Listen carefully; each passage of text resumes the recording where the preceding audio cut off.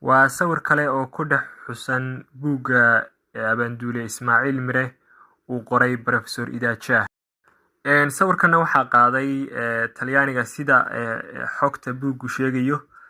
Abshir Dhoore Xasan Seeftii afka badneyd ee Sayid Maxamed Talyaaniga dalka qabsaday ayaa sawiray kadib markuu Baydhabo soo galay darwiishku, isagoo ka soo noqday email oo Sayid Maxamed Allah u naxariistay wax ka soo aasay.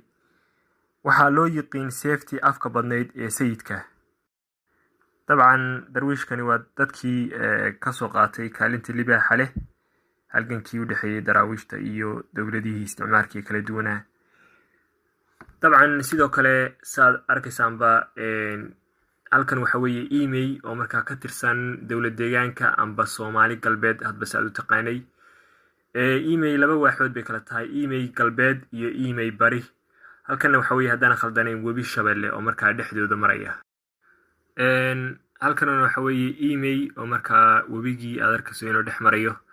dabcan dugsigan oo magaalada ku yaala waxa weeye amba waxaa loogu magac daray darwiishkii Sayid Maxamed Cabdulla Xasan.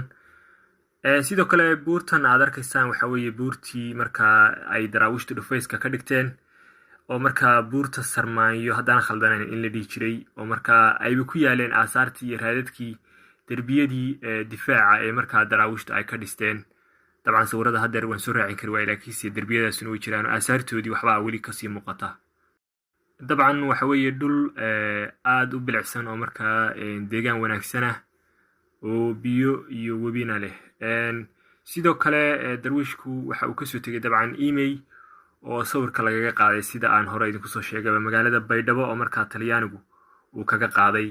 halkanina waxa weeye safarka amba email ilaa iyo Baydhabo. dabcan waxaan doonayaa inaad dhulka kala bartaan.